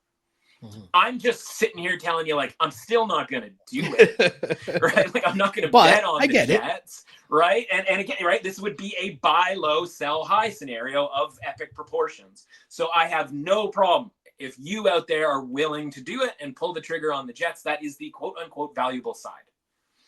I ain't betting on the Jets the rest of the season, barring some sort of like way lower rating in the marketplace. And because of my preseason positions on the Seahawks to win the division, et cetera, I already have a horse in this race, right? The division is shaking out exactly how I would want it to, to do so, with the Seahawks essentially having the lead in the division and a plus 750 ticket in my pocket. Like, we're doing it. Right. And so, like, I'm just going to keep cheering for the Seahawks against this stinky Jets team that the market is at least finally figuring out is stinky. The crazy part is, even as a Niners fan, and like we talked about it before the season started, and I said, yeah, I agreed with you about the Seahawks. Still hurts to watch, still hurts. Yeah, but anyways, that's, as the wise man once said, that's what the money's for. That's what the money's for. Straight up. We move on to the Tennessee Titans, who are on the road against the Washington Commanders. Commanders favored by 5.5 points. Titans, though, are the ones coming off a massive win versus the Houston Texans last week. And I think they were like 8.5 point favorites last week. Now they're, 8.5 point dogs. My bad. Huge mistake there by me. Titans big win as dogs last week. Now they're 5.5 point dogs in Washington, who lost to the Cowboys as 10-point favorites. Now, this bet isn't about the Commanders falling apart or anything like that. I think it's just more about me not being able or wanting to lay more than a field goal with this team. Yeah. And especially against a team that, as bad as the Titans have been for the whole season, we've seen the signs. We've talked about the signs about them being functional, right? And like Will Levis has been wilding a lot less, right? He's still wilding, but a lot less. He's wilding, yeah, but a lot less. Yeah, it's like he's not going to have a catastrophic play and then immediately throws a pick six. Yeah. To give up the lead last week. That has me feeling okay, taking the 5.5 points here in the Vegas zone. I'm going to take the plus 5.5 here just because the Commanders, I mean, I need to see signs of them just not like just looking anywhere close to what they looked like at the start of the season. Right. I'm not even saying that they got to be as good or better. Just look somewhat like that team. Do you remember the Arizona Cardinals of a couple of years ago? Oh, yeah. Remember how they got off to that hot start? Yep. Oh, right. I remember. And we used to reference, and I think it was like 3 straight years, we would reference a certain head coach whose record absolutely turns after, 6 or 7 games during a season. Yeah. Do you remember who that coach was? I do. Cliffy Boy Kingsbury. Do you know where he is right now? He's offensive coordinator. He's the offensive coordinator of the Washington Commanders, a team whose offense has dried all the way up in the last game. And so it's just like, yeah, he doesn't have to be the head coach, right? But like maybe whatever he does offensively works a lot better in September and October. can I bring something up here? So Kenny Smith Yeah. would always say this about NBA players, right? And Mhm. like the levels of stars and superstars. And he would say the difference in what takes you to the next level is you're good, the Yeah. league adjusts, and then now you have to make the next adjustment to Yeah. get to the next level. That sounds a lot like what you're describing here, where Mr. Kingsbury, here's my offense, here's what I do. Mhm. After a couple weeks of tape, the Yeah. league's like, oh, okay, this is what you do. Yeah. And now he doesn't have an adjustment. Think about some of these teams, like might not even remember that Cliff Kingsbury was the offensive coordinator for the Commanders, right? Like you're just kind of like, oh yeah, Cliff's over there. So you go, okay, well, why are the Commanders not as good? Well, okay, maybe that has something to do with it. Obviously, we tried to make the excuses about Jaden Daniels' rib cage and all that, and then he gets sort of extra time off with the Thursday game leading into the Sunday game last week, and it doesn't really seem to change anything. And again, you're watching that game, and who knows who was going to win. Like that game could have gone on forever, and those teams could have just traded absurdities back and forth. But the reality was, if you're watching that game for 3 quarters, you were just like, I think both these teams stink. And we expect that out of the Dallas Cowboys. We didn't expect that out of the Commanders. And when, it's one thing losing as a 10-point favorite in September, when we don't really think we know like what's going on with some of these teams and it's sort of more palatable. Man, November, you don't get a ton of 10-point underdogs, popping up and winning. You just don't. And it's even more sort of egregious if you lose in this spot. And that's what the Commanders did because, coming off of a couple losses, like that should have been the best version of that team. And it either wasn't, which is a problem, or it was, and that's an even bigger problem. And so the Titans, meanwhile, as we talked about leading into that game, where we had the Titans to win that game outright, is the idea that, yes, Will Levis is terrifying, and he's probably just going to hand the team 6 points, 7 points at any given moment. The defense is pretty solid, absolutely shuts down Joe Mixon in that game, a guy who 6 days earlier is running like a Swiss boy through a meadow against the Dallas Cowboys. And then the offense has explosive elements to it. We talked about last week. This is what the Titans wanted to do before the season started. They want to be just hucking it deep down the field and like see what else they can do along the way, right? Like they want to take those shots. And when they hit those shots, they are a viable underdog winner at any given time against any given team. And so technically the value is on the Commanders based on where the market had rated the Commanders as 10-point favorites against the Cowboys, where the market had rated the Titans as 8.5-point underdogs. But when one team loses in that state as a favorite and the other team wins as the underdog, it tells you what? That both teams were wildly, incorrectly rated, and that needs to tighten up. Pardon the pun. And so we're going to bring the Commanders down to around a league average team because I don't have the Commanders better than the Steelers. I don't have the Commanders better than the Cardinals, the Rams, the Broncos, the Seahawks, even the Dolphins at this point. Ooh, right? It's hard to make it's hard to make a case that the Commanders are, even on the level of any of those teams. And so if that's the case, then this line makes sense. And then you go, okay, well, how good or how much better than bad are the Titans necessarily with Levis? And so if you have them as like a 34 or a 35, then that's how you get to this number.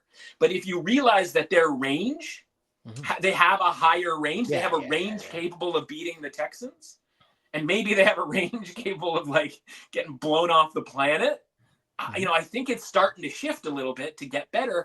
And that's all you can ask from, brand new, coach and essentially a brand new quarterback or still a very sort of, young or inexperienced or Bambi level quarterback, right? He was out there on the ice, just kind of like, Bambiing in and up. And like at any given moment, it could, he could start galloping or he could just throw the ball to the other team.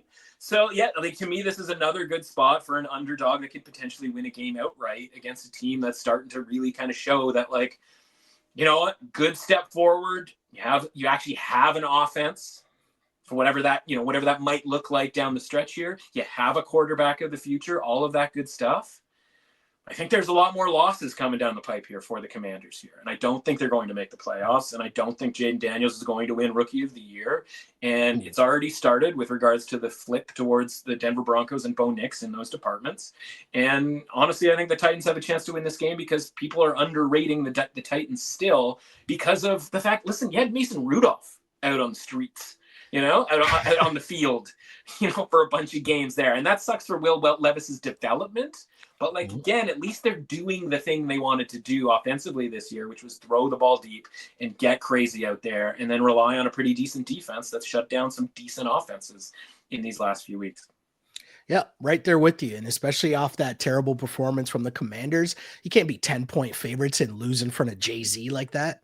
Bring Jay-Z out, and that's the performance you put out against the Cowboys? What are we doing here? What are we doing here?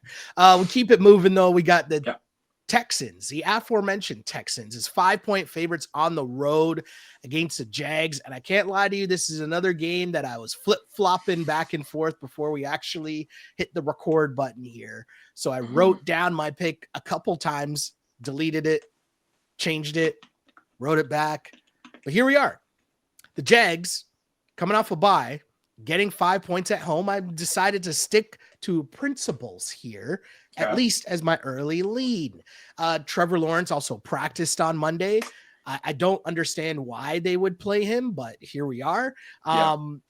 If he's anywhere near banged up and you're still off the bye, I don't know why you would play him, but hey, it's Jags and they still have their head coach somehow.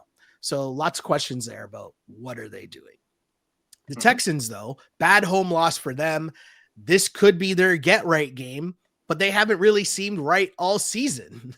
So this is where things are tough here. And this number primed in the Vegas zone, I'm on the Jags.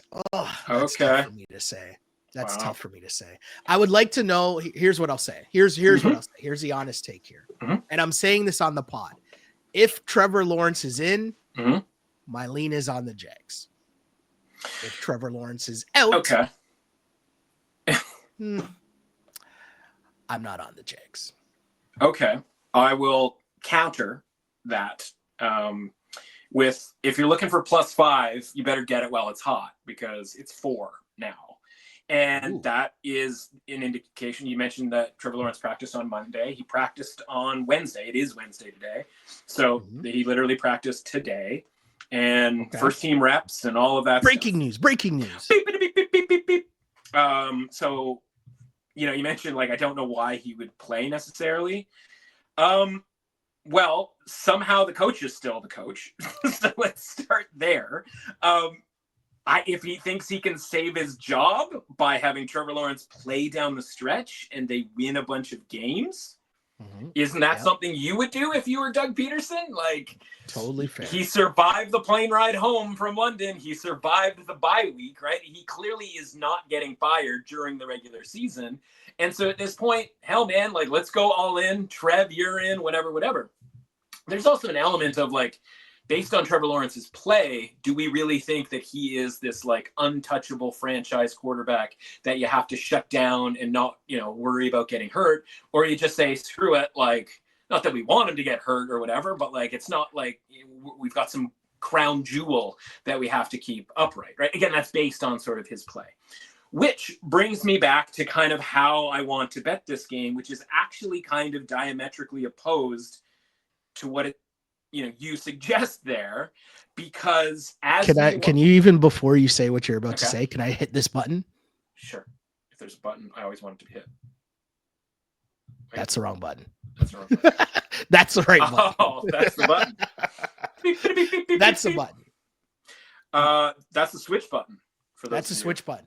Listening. The switch button. Just announcing it to the people. Okay. So switch of the line. The switch of the line, and I'm getting less points. I don't want to get less points.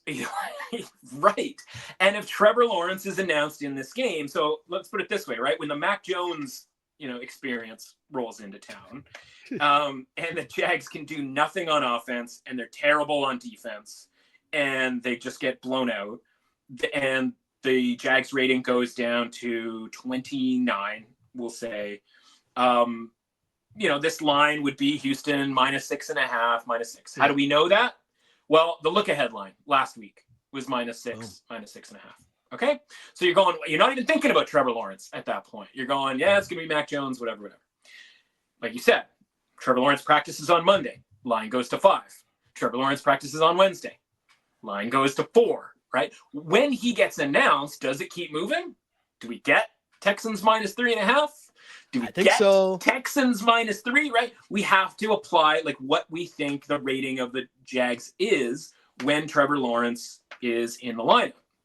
The problem with that, or sort of the big overlying question of that, is at their low point, let's say the Jags were about a 35 out of 100 from a rating perspective.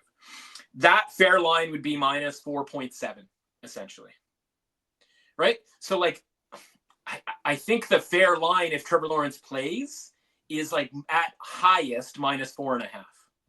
If you start giving Trevor Lawrence and the Jags more credit than that, say 39, say 40, right? The line comes down even further. And now we're talking about 3.5, right? So like that's when we're sort of looking into this going, this line is going to move depending on what you think the Jags are with Trevor Lawrence. And if Trevor Lawrence being away for a few weeks makes you think that the Jags with Trevor Lawrence were better than the Jags were with Trevor Lawrence, for the basically all season, then you're going to get value on Houston here, right? Because the market is going to say, well, if the Jags are a 41, they got to be a 41 with Trevor Lawrence. He's so much better than Mac Jones. All it takes is the market to think that the Jags are a 41 out of 100 to get this thing down to -3. At which point I would say to you, I don't think the Jags are even that good with Trevor Lawrence because one, we saw it. B, the defense isn't getting a series of Trevor Lawrence's back, right? He may be better than some of these guys. And C, I think I was on C. I don't even remember what letter or number I was on there. The Texans just lost to the Titans. And like, if you want to talk about focus and maybe like a kick in the like sternum here to be like, hey guys, it's time to tighten this stuff up. Yep. Pardon the pun again.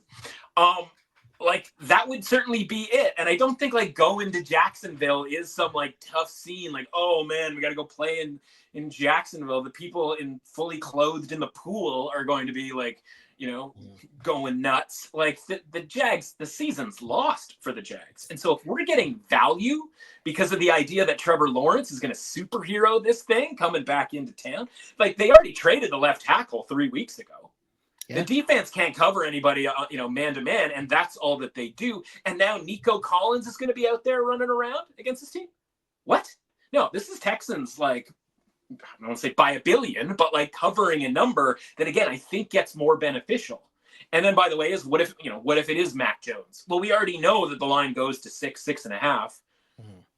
I'm not sure I care about that too. Like, I think I'm still cool with going up against Mac Jones -6, -6.5 with the Texans team that, again, should be sort of fully locked in here after having lost that game to the Titans. Yeah, this game and this discussion is a perfect example of what we try to do here on the pod in terms of where the line is, where it was, where it could be going, right? Like at 5, I'm like, okay, 5 home dogs, cool. That could be my start of the lean. And then it's like, wait a second, we're already ticking towards, and as it's getting less and less, like, wait, where's the Nate Dogg button, right? Where's the Nate Dogg button?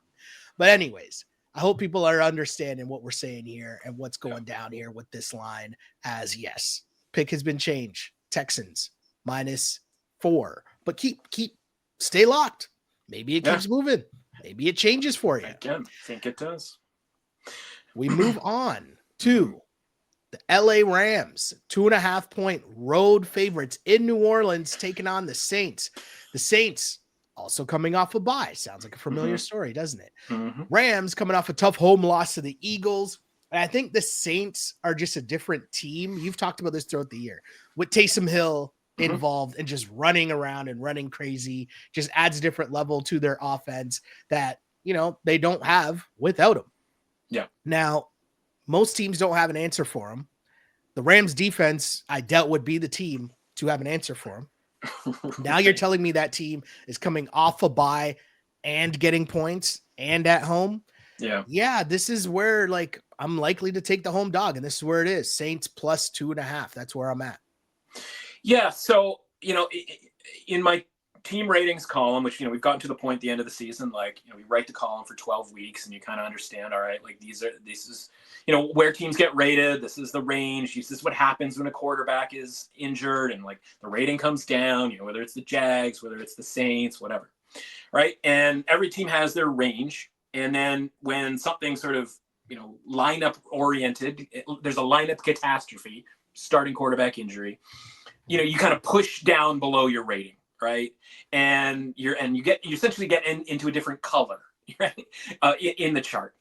The Saints have been in this like sub color below below where we thought the bottom of their range was.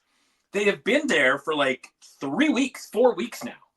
And this line still indicates that they're below their range. And so like I think a fair range for the Saints is 40 to 55, right around middle of the league, right? Like competing with the teams around you.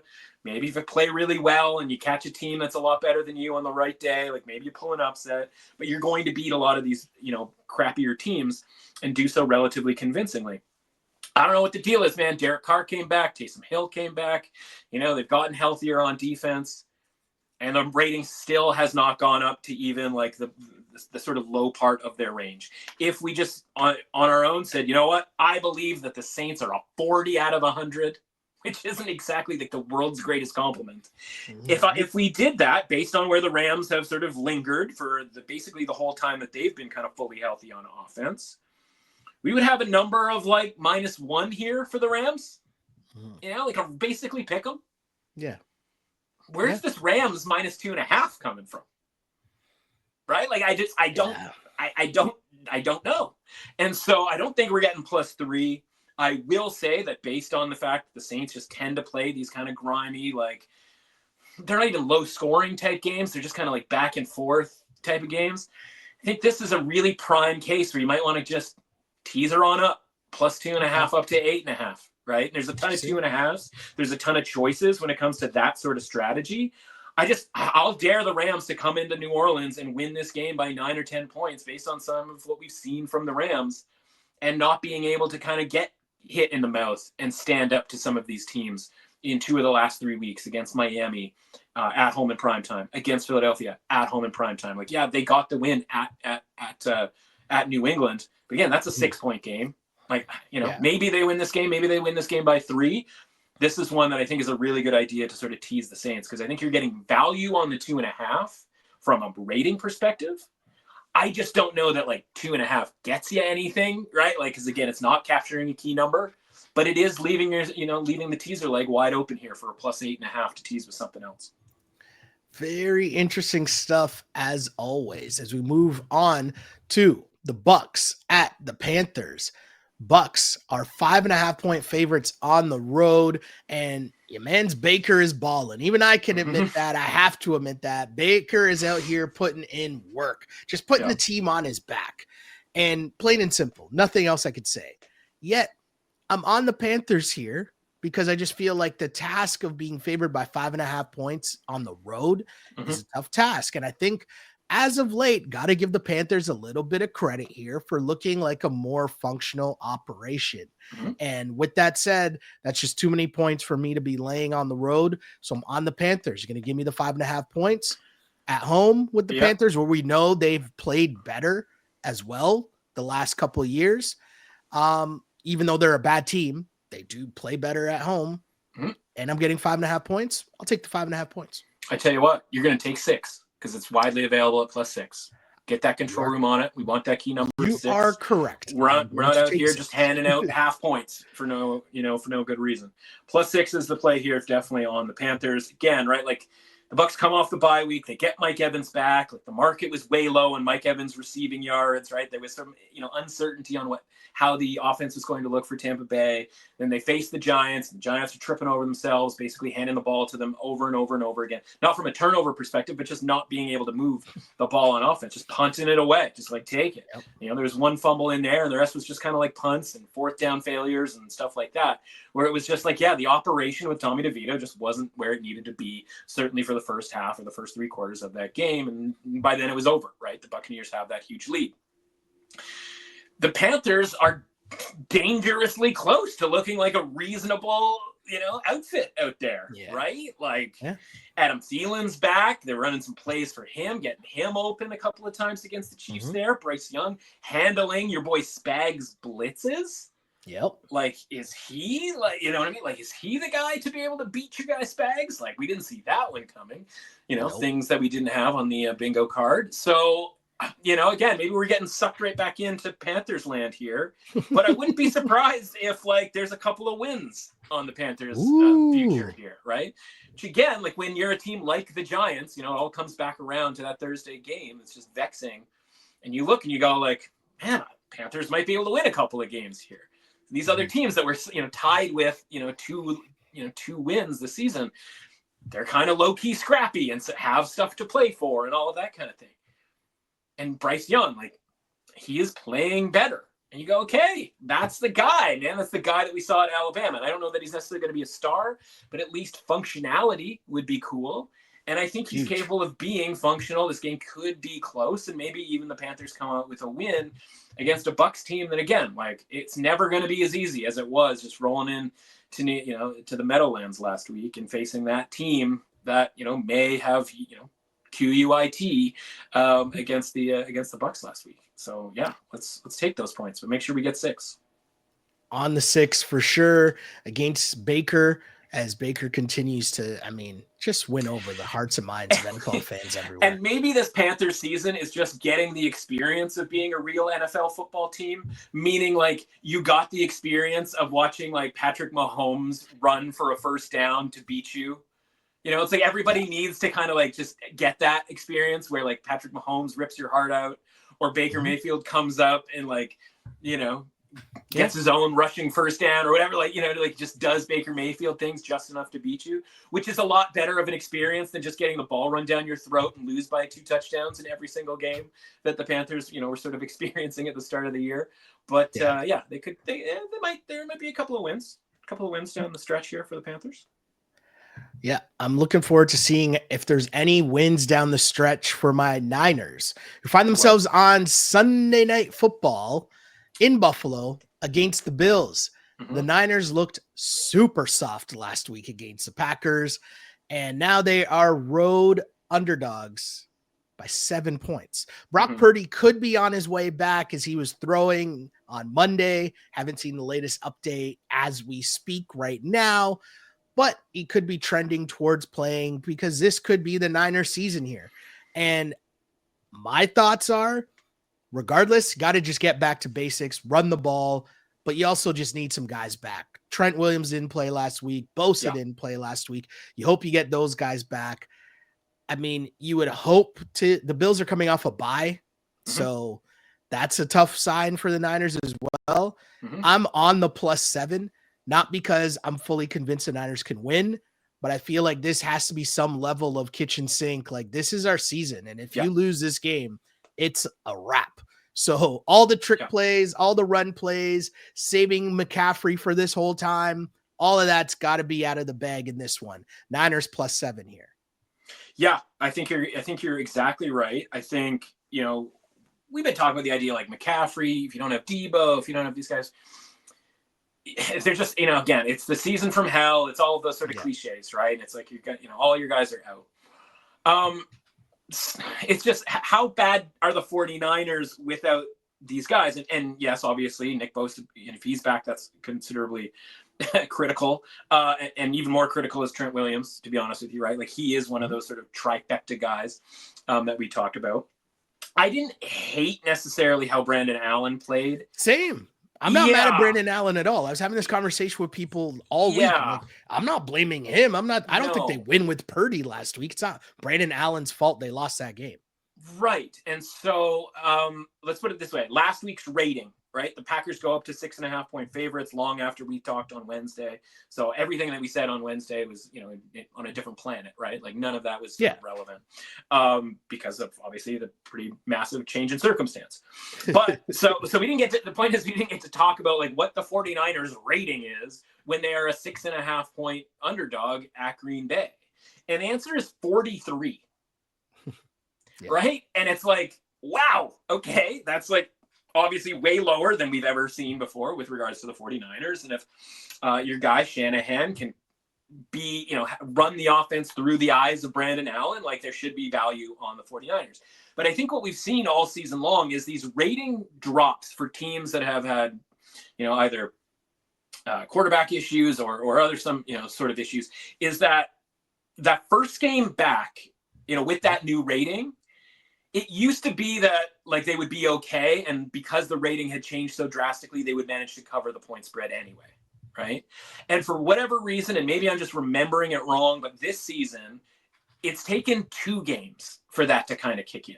Whether it was like the Panthers getting rated, like remember they were like below 20, they were in that like core of the earth, like 15 out of 100 range, and it was like, yeah, so they're just 11-point underdogs to the Denver Broncos. It's like a point spread begging the Panthers to cover, right? Like allowing and they're just like, nope, sorry, we're gonna lose by 2 touchdowns. And then the next week, the rating doesn't change, and they cover that number. They win the game outright. They cover and they win. They win.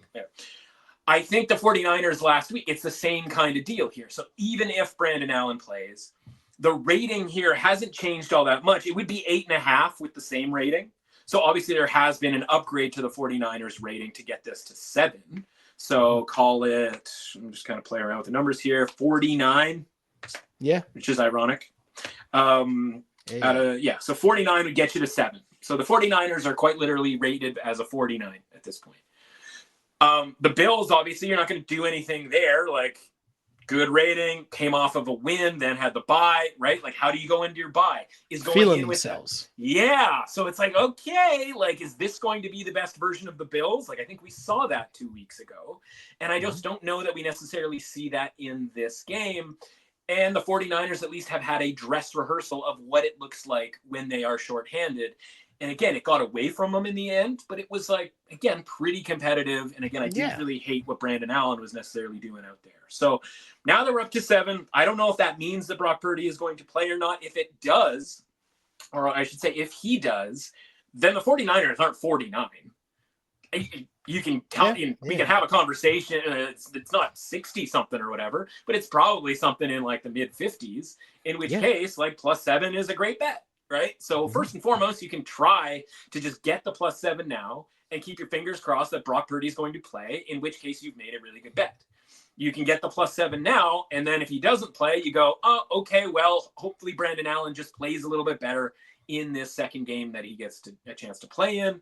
And you've probably made a really good bet. Meanwhile, there's also elements of Trent Williams coming back and Nick Bosa coming back that would also improve your chances that this is a good bet. Because the kind of worst case scenario is that none of these guys play. The line goes through 7 to like 7.5, maybe 8, and you're stuck with 7 with a team that, as you mentioned, like absolutely has to have this game. Like just you cannot go 2 games below 500 at this point. You cannot go to 7 losses because that obviously caps your record at 10 wins, which I don't know. I mean, maybe because the NFC West is what it is, that might be good enough. Like the NFC West might just turn into that team where 10 wins gets it done. But again, San Francisco still has a bunch of tough games left on their schedule even after this. And again, we're not necessarily asking them to win. Though, again, from a valuation perspective, when we start talking money lines, that's not the worst thing I've ever seen in my life either, based on who knows what might happen. So, yeah, man, I think you just take your chances here. You bet the 49ers +7. You hope it goes your way as far as injury stuff is concerned. And that the 49ers, as you say, like they dust off all the good stuff, all the good plays, and are able to hang with the Bills. Which, like, by the way, is a team like 3 weeks ago that were like in a fist fight with the Dolphins at home, right? So like as much as the win over the Chiefs was cool, it's not like that every single week for Buffalo. Sure, for sure. Niners +7 on Sunday Night Football. I will be watching that along with your Toronto Raptors and the Miami Heat. Story for another day. Monday Night Football. You're the one. Exactly. Oh, Monday Night Football. You got the Cleveland Browns in Denver to take on the Broncos. Broncos laying 5.5 points at home. Broncos have been getting some solid spreads as of late. I'm not even going to dive deep into this. I'm just going to say Jameis in the snow. Oh boy. The Jameis mic'd up. Yeah. All game. Yeah. That alone has me just rolling with Jameis here for one more week at +5.5. And I'm getting 5.5 points. I don't know if you saw that video, but that's one of the great videos. After you're done listening to this pod, just go search Jameis mic'd up because he was just on one for the entire game last week. So yeah, Browns +5.5. Let's go. Okay. All right. Let's have a real talk about this situation. So again, goes back to the Steelers, right? Like thinking that the Steelers weren't going to be all that, peak prepared, peak ability, all of that stuff against Cleveland. And they still almost win that game, right? Like they come back in the snow, they take the lead, and like, man, it was like pulling teeth, but the Browns eventually got that late touchdown to get that win, right? And so you're sitting there, if you're like, I'm watching there, obviously with Browns money line, I'm sitting there going like, man, if the Browns can't do it here, they can never do it. And they did it, but again, it didn't exactly inspire a ton of confidence. And so I look at it and I go, all right, well, would you change the Browns rating? Like I'm moving the Steelers rating back down because it just got too high. And so again, I still think the Steelers are an above average team. And if I don't change the Browns rating, the Steelers are -2.5 in that game instead of -3.5 in that game. Okay. And even though the Browns won that game, like I still kind of like that number. I don't really think, having watched that game, that the Browns should have been favored in that game. Does that make sense? Yeah. Like even though they won, I don't think they should be favored. Like it still felt like an upset. Not a huge upset, but still felt like an upset. Small upset. So I go, okay, well, I'm not going to touch the Browns rating. And then we go to the Broncos, and we talked about the Broncos last week, about the idea that like their rating keeps going up and they keep covering, and the lines move before the game, right? Like they go from 4 to 6 last week against the Raiders. Yeah. And sure enough, they cover. Now, did they get super lucky with just general incompetence from the Raiders that they ended up covering that game? A big number that in the NFL usually doesn't get covered, right?